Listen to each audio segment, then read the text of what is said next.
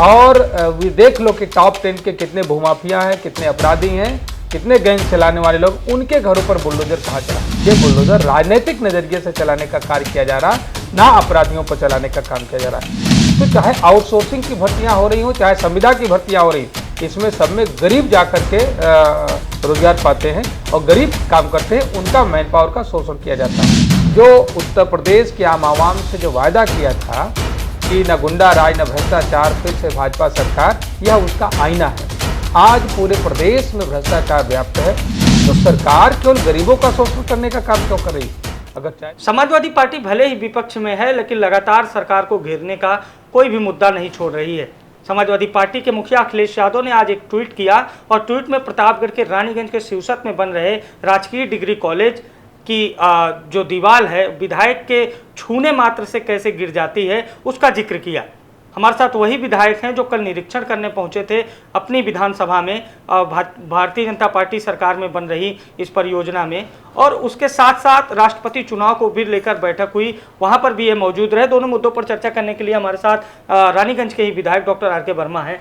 सबसे पहले अखिलेश यादव ने जो आज एक ट्वीट किया है, आपकी विधानसभा में एक निर्माण हो रहा है, क्या निर्माण है, कब उसकी शुरुआत हुई थी, क्या गुणवत्ता में उसके विपरीत कार्य हो रहा है, जो अखिलेश यादव ने ट्वीट किया, क्या है पूरा प्रकरण? निर्माण कार्य जनपद प्रतापगढ़ में राजकीय इंजीनियरिंग कॉलेज शिवसत प्रतापगढ़ का निर्माण चल रहा था और वह परियोजना 2016 की थी और उस समय आरंभ ना हो पाई थी। 2017 के बाद वह परियोजना का आरंभ हुआ और उसमें मेरे 2022 के चुनाव के बाद क्षेत्रवासियों ने मुझे शिकायत करी कि बड़े पैमाने पर अनियमितता की जा रही है और निर्माण कार्य गुणवत्ता रहित है। तो मैं कल बाबा बेलखंडनाथ धाम पर सामूहिक विवाह योजना का कार्यक्रम था, उसमें शिरकत करने जा रहा था। तो ग्रामीणों ने मुझे याद दिलाया कि सर इसका निरीक्षण कर लेते तो अच्छा होता। तो मैंने सोचा कि बिल्कुल इसका निरीक्षण अभी कर लिया जाए और मैं ग्रामीणों के साथ स्थल पर चला गया। जो नींव की दीवार जो बनी हुई थी, जो कई महीनों पूर्व बनी हुई थी, उस पर से जब मैं चल रहा था तो उसकी ईंटें खिसक रही थी, तो मुझे लगा कि निर्माण निश्चित ही गुणवत्ता रहित है। और आगे मैं बढ़ा, मैं दीवार पर हाथ लगाया तो दीवार हिलने लगी। तो आपने वीडियो में भी देखा होगा कि ईंटों को आप धक्का दे दो तो ईंटें दीवार से बाहर हो जा रही हैं। और जो दीवार बनी हुई है, जो कई महीने पूर्व की दीवार बनी है, उसको महज हाथ से धक्का देने के बाद वो जमींदोज हो जा रही। इससे आप समझ सकते हैं कि भारतीय जनता पार्टी ने 2022 के चुनाव के पहले जो उत्तर प्रदेश के आम से जो वायदा किया था कि न गुंडा राज न भ्रष्टाचार, फिर से भाजपा सरकार, यह उसका आईना है। आज पूरे प्रदेश में भ्रष्टाचार व्याप्त है। आप या उत्तर प्रदेश का एक एक जनमानस जानता है, चाहे विकासखंड में हो रहे भ्रष्टाचार का मामला हो, कोई भी ग्राम पंचायत ऐसी नहीं जहां पर सचिवों के द्वारा बड़े पैमाने पर भ्रष्टाचार न किया जा रहा हो। कोई ऐसा विकासखंड नहीं है जहां पर कमीशन उसका उच्चाधिकारी ना ले रहा हो। सिपाहियों के भ्रष्टाचार से लेकर के उच्चाधिकारियों तक, आप तहसील के लेखपाल के भ्रष्टाचार से लेकर के उच्चाधिकारियों तक चले जाइए, हर कोई भ्रष्टाचार में लिप्त है। पूरी के पूरे उत्तर प्रदेश में भ्रष्टाचार दोगुना हो चुका है। लेकिन सरकार को अपना भाषण करना है तो सरकार हमेशा जीरो टॉलरेंस की झूठी बात करती रहती है। आप जांच करने पहुंचे, निरीक्षण किया आपने, जो कुछ सच्चाई रही सामने आ गई। उस वीडियो को आधार बनाकर अखिलेश यादव जी का ट्वीट करना, क्या आपको लगता है कि आपके द्वारा जो मुहिम चलाई गई इसको बल मिलने वाला है? ये बात अब प्रदेश स्तर पर पहुंची है। देखिए, यह मामला चूँकि एक बहुत बड़ी कंपनी है ग्रेटर नोएडा की जो वो काम कर रही है, मुझे उसका नाम तक नहीं पता है, मैं उसके नाम से मतलब नहीं रखता हूँ। लेकिन जो सरकार की कार्यदायी संस्था है CNDS, वो भी जवाबदेह है उसके लिए और कंपनी भी जवाबदेह है। दोनों ने मिलकर के भ्रष्टाचार किया है और उसमें आप जैसे पत्रकारों का, मीडिया के साथियों का और हमारे माननीय राष्ट्रीय अध्यक्ष जी का जो ट्वीट रहा है, निश्चित रूप से बल देने का कार्य किया है और भ्रष्टाचार के प्रति सजग लड़ाई लड़ने के लिए सबको बल देने का कार्य किया है। और मैं उम्मीद करता हूं कि उत्तर प्रदेश में आम जनमानस अब भ्रष्टाचार के खिलाफ लड़ेगा और भारतीय जनता पार्टी की सरकार को उसका आईना दिखाने का कार्य करेगी। एक विपक्ष के विधायक के रूप में आप जाते हैं, निरीक्षण करते हैं और गुणवत्ता विपरीत आप वहां पर कार्य को देखते हैं, उसके बाद आपके राष्ट्रीय अध्यक्ष आपके साथ आते हैं। क्या उत्तर प्रदेश में अब विपक्ष को जनता से जुड़े हर मुद्दे उठाने चाहिए? क्योंकि पहले समाजवादी पार्टी ने 5 वर्षों तक ये नहीं किया, जिसका परिणाम उसको चुनाव में मिला। लेकिन इस बार समाजवादी पार्टी, चाहे आप समाजवादी पार्टी के विधायक हो या राष्ट्रीय अध्यक्ष हो समाजवादी पार्टी के, उन छोटे छोटे मुद्दों को उठा रहे हैं जो जनता से जुड़े हुए हैं। तो क्या लोकतंत्र में अब ये माना जाए कि उत्तर प्रदेश में विपक्ष जनता की आवाज़ बनेगा, सड़कों पर उतरेगा? क्योंकि ये पहला निरीक्षण है आपका अपनी विधानसभा में। देखिए, मैं आपको बता दूं कि समाजवादी पार्टी सड़क से लेकर के सदन तक लड़ने में हमेशा विश्वास करती रही है। लेकिन इसके पहले मैं कहना चाहूँगा कि जो आईना दिखाने का काम आपके जैसे साथी, जो मीडिया के साथी करते हैं, हो सकता है उनका उचित सहयोग नहीं मिल पाता रहा होगा, जिसकी वजह से घटनाएं छुप जाती रही, दब जाती रही हैं। लेकिन आप विश्वास करिए कि उत्तर प्रदेश में विपक्ष मजबूत है। आदरणीय अखिलेश यादव जी के नेतृत्व में सभी का आत्मबल मजबूत है और हर लड़ाई हम लोग मजबूती से लड़ने का कार्य करेंगे, चाहे भ्रष्टाचार का मामला हो, चाहे गुंडा राज का मामला हो। आप सोच सकते हैं कि भारतीय जनता पार्टी की सरकार बुलडोजर से लोगों को डराने का कार्य कर रही है। प्रतापगढ़ में जिन पर बुलडोजर चढ़ा, आप मुझे बताओ, मनहू की ग्राम पंचायत में जो बुलडोजर चढ़ा, उसमें ऐसे गरीब परिवार हैं जो बरसों मेहनत करके, जिनके पुरखों ने कच्चा मकान बनाया था, उसको ढहाने का कार्य किया। तो आप लोग चुनाव लेकिन से सरकार बनने के बाद सरकारी पैसे से किस तरीके के भवन बनाए जा रहे हैं।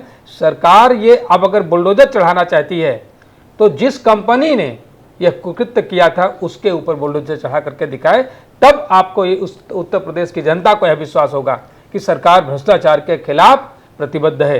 अगर सरकार ये कहती है कि हम भ्रष्टाचारियों पर, अपराधियों पर बुलडोजर चढ़ाएंगे, तो मैंने आईना दिखाया है, आप सब लोगों ने आईना दिखाया है कि एक ग्रेटर नोएडा की बड़ी कंपनी जिसके द्वारा इतना बड़ा कुकृत्य किया जा रहा था, अगर वो 4 मंजिला इमारत बन गई होती और धंस जाती तो न जाने कितने लोगों की मौतें होती, प्रतापगढ़ कब्रगाह बन गया होता।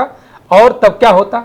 एक बहुत बड़ी घटना को टालने का कार्य किया गया। सरकार अगर बुलडोजर पर यकीन कर रही है तो उस कंपनी के ऊपर बुलडोजर चढ़ा करके दिखाए। आप लोग लगातार इस बात को कहते हैं कि बुलडोजर जब चलता है, और खासकर समाजवादी पार्टी कहती है कि चुन के लोगों के ऊपर बुलडोजर चलता है। जब कार्रवाई होती है तो कार्रवाई सरकार का दावा रहता है कि सबके ऊपर होती है।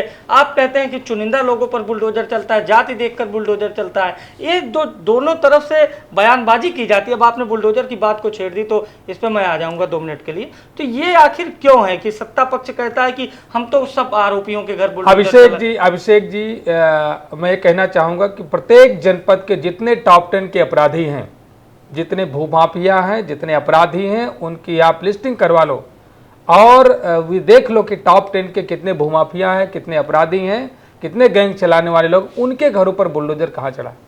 उनके घरों पर बुलडोजर नहीं चढ़ा। ये बुलडोजर राजनीतिक नजरिए से चलाने का कार्य किया जा रहा, ना अपराधियों पर चलाने का काम किया जा रहा।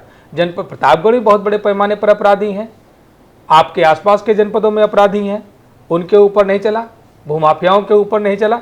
लेकिन यह बुलडोजर का इस्तेमाल राजनीतिक रूप से किया जा रहा है, जिसका फायदा लेने के लिए भारतीय जनता पार्टी की सरकार तो बुलडोजर नहीं चला रही, लेकिन ये जो विपक्ष का सड़क पर बुलडोजर चल रहा है, हम इसको ये कह सकते हैं कि जो विपक्ष अब सड़कों पे है जनता के मुद्दों पर, ये कब तक जारी रहेगा? देखिए, विपक्ष हमेशा, जब तक उत्तर प्रदेश का आम आवाम में अच्छा भाईचारा नहीं रहेगा, जब तक कानून व्यवस्था उत्तर प्रदेश में नहीं बनी रहेगी, जब तक संविधान का राज उत्तर प्रदेश में नहीं कायम होगा, तब तक समाजवादी पार्टी सड़क से लेकर के सदन तक लड़ने का कार्य करती रहेगी। युवाओं की बात आप उठाते हैं, एक प्रश्न आ गया, बहुत चर्चा है उसकी। अग्निवीर एक योजना आई है, अग्निपथ अग्निवीर हर युवा के जुबान पर है। 4 वर्षों के लिए नौकरी दी जा रही है। कहा जा रहा है कि 4 वर्ष बाद जब आप निकलेंगे तो ट्रेंड होके निकलेंगे, सेना में एनरोल्ड किया जाएगा, पुलिस में एनरोल्ड किया जाएगा बेहतर परफॉर्मेंस करने वालों को, और 4 साल के बाद आप कम से कम 25 लाख रुपए कमा कर निकलेंगे। विपक्ष, खासकर समाजवादी पार्टी, कांग्रेस, टीएमसी, हर कोई विपक्षी दल इस पर सवाल उठा रहा है।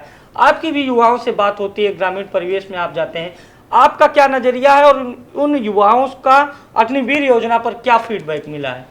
मैं सरकार से यह जानना चाहता हूं कि अगर सरकार इतना सजग है कि कम समय की नौकरी दे करके उनको स्किल्ड करके क्षेत्र में दूसरे कामकाज ले सकती है, तो मैं पूछना चाहता हूं कि ये केवल गरीबों के साथ क्यों?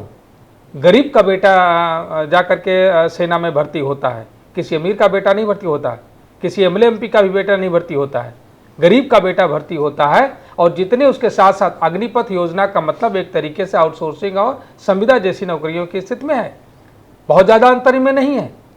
तो चाहे आउटसोर्सिंग की भर्तियां हो रही हो, चाहे संविदा की भर्तियां हो रही, इसमें सब में गरीब जा करके रोजगार पाते हैं और गरीब काम करते हैं, उनका मैन पावर का शोषण किया जाता है। अगर आप चाहते हो तो इसको आप फर्स्ट क्लास सेकंड क्लास के अफसरों पर लागू करो, उन भर्तियों में क्यों नहीं लागू करते आप? कैलाश विजयवर्गीय तो कहते हैं कि अपने कार्यालय में अगर गार्ड रखना होगा तो हम अग्निवीर से लौटे। आप वहीं पर जो फर्स्ट क्लास सेकंड क्लास में जो संविदा पर भी रखे जाएंगे उनकी सैलरी 1.5 लाख होगी, और जो बाकी थर्ड क्लास फोर्थ क्लास में जो गरीब के बच्चे जहां पर रोजगार की उम्मीद से जाते हैं, संविदा पर अगर भर्ती होकर के नौकरी करते हैं, तो उनकी सैलरी उस पद पर उसके समान काम करने वाले व्यक्ति की 1/4 सैलरी होती है। तो सरकार केवल गरीबों का शोषण करने का काम क्यों कर रही? अगर चाहते हैं तो हम तो चाहते हैं कि सरकार आउटसोर्सिंग, अग्निपथ और आउटसोर्सिंग की भर्तियों को बंद करके नियमानुसार वैधानिक तरीके से सरकारी नौकरियों के लिए विज्ञापन दे करके भर्तियां कराने का कार्य करे, गरीबों का भला कराने का काम करे, ना उनका शोषण। उस बयान पर आपकी प्रतिक्रिया चाहता हूं। कैलाश विजयवर्गीय ने कहा कि अगर 4 वर्ष बाद किसी को नौकरी की जरूरत होगी तो हम बीजेपी के कार्यालय में अगर सुरक्षा कर्मी रखने की जरूरत हो तो हम अग्निवीरों को रखेंगे। राष्ट्रीय महासचिव है बीजेपी के, उनके द्वारा अगर इस तरह का बयान दिया जाएगा तो इस पर क्या कहेंगे? देखिए, उनका बयान बेहद गैर जिम्मेदाराना है। मैं ऐसे लोगों की प्रतिक्रिया नहीं देना चाहता हूं, लेकिन मैं कहना चाहता हूं कि इस देश में बहुत सारे ऐसे लोग भी स्किल्ड हैं, जो नेचुरली स्किल्ड हैं, उनको सरकार ने अवसर नहीं दिया। और बहुत सारे हमारे विधायक भी हैं लोगों में स्किल डेवलप करने के लिए, और स्किल लेकर के भी बेकार पड़े हुए हैं, वो ट्रेंड होकर के भी बेकार पड़े हुए हैं। तो आप बेकारी को बढ़ाना चाहते हो, आप बेरोजगारी को और बढ़ाना चाहते हो। जो व्यक्ति जाकर के 4 साल वहाँ पर नौकरी करेगा, अपनी पढ़ाई को ब्रेक करेगा, उसके बाद लौट करके क्या करेगा? वो कंपटीशन की तैयारी करेगा, कंपटीशन क्वालिफाई करेगा? कदापि नहीं, ये हो ही नहीं सकता। और ना ही वो आकर के फिर से उस स्तर पर काम कर सकता है। तो ना तो आप उनको रोजगार के साधन देना चाहते हो। आने वाले समय में स्थिति बहुत ही खराब होने जा रही है बेरोजगारी की वजह से। सरकार को चाहिए कि हर विभागों में जितना एक 4th क्लास से लेकर के 1st क्लास तक जितने भी पद सृजित किए गए हैं, जनता के सापेक्ष दुनिया के स्तर पर जो उसके मानक हैं, उसके अनुसार भर्तियां दे करके संविधान का राज कायम करने का काम करें, ना तो व्यवसायियों का राज। ये तो पूरी तरीके से व्यवसायियों का राज कायम हो रहा, केवल एक तरीके से दूसरी ईस्ट इंडिया कंपनी के तरीके से काम करके लोकतंत्र को खत्म करने का प्रयास किया जा रहा है। मैं इस पर यकीन नहीं करता हूं, और इसका मैं विरोध भी करता हूं। राष्ट्रपति चुनाव को लेकर आज बैठक हुई, रणनीति बनाई गई। क्या रणनीति बनी? द्रौपदी मुर्मू हैं, राज्यपाल रह चुकी हैं और आरएसएस की आदिवासी विंग से जुड़ी रही हैं। आज उनका नामांकन भी हुआ, सीएम योगी भी पहुंचे, और समाजवादी पार्टी विपक्ष के साथ यशवंत सिन्हा के लिए रणनीति बना रही। क्या कुछ बातें हुई आज बैठक में? देखिए, हम सब लोग पार्टी के एक सामान्य से कार्यकर्ता हैं, और हमारी पार्टी ने जो निर्णय लिया, हम लोग आज राष्ट्रपति पद के अपने उम्मीदवार के समर्थन में प्रस्तावक के रूप में हम सब लोगों ने साइन किया है और सहयोग किया है, और उन्हें वोट देने का काम करेंगे। एक आखिरी सवाल आपसे। भ्रष्टाचार से इस चर्चा की शुरुआत हुई थी, अभी बहुत भ्रष्टाचार है, आप भी कह रहे हैं, पार्टी भी कह रही है, ऐसे ही लगातार जारी रहेगा निरीक्षण? निश्चय ही भ्रष्टाचार पूरे उत्तर प्रदेश में चरम पर है, और हमारी पूरी पार्टी, समाजवादी पार्टी, भ्रष्टाचार के खिलाफ एक ग्राम पंचायत से लेकर के उत्तर प्रदेश के सचिवालय तक के भ्रष्टाचार में पर लड़ने का काम करेगी। आजमगढ़ गए थे, क्या स्थिति? आजमगढ़ हम जीत रहे हैं, समाजवादी पार्टी जीत रही, रामपुर भी जीत रही। रामपुर भी जीत रहे हैं, आश्वस्त हैं? एकदम आश्वस्त हैं। 12 दिन हमने प्रचार किया है, आश्वस्त हूँ। प्रचार 12 दिन चला? तो ये हमारे साथ डॉक्टर आर के वर्मा हैं, जो इस समय चर्चा में है अपने निरीक्षण को लेकर, और अखिलेश यादव के द्वारा जो इनके निरीक्षण को ट्वीट किया गया था उसको लेकर भी चर्चा में है। उस मुद्दे पर भी बातचीत की, भ्रष्टाचार की लड़ाई आगे कैसी लड़ी जाएगी इस पर भी बातचीत की, राष्ट्रपति चुनाव से लेकर युवाओं के मुद्दे अग्निवीर पर भी चर्चा हुई। लगातार ऐसी ही चर्चाओं को लेकर हम आपके बीच हाजिर होंगे। तब तक के लिए दीजिए इजाजत, नमस्कार।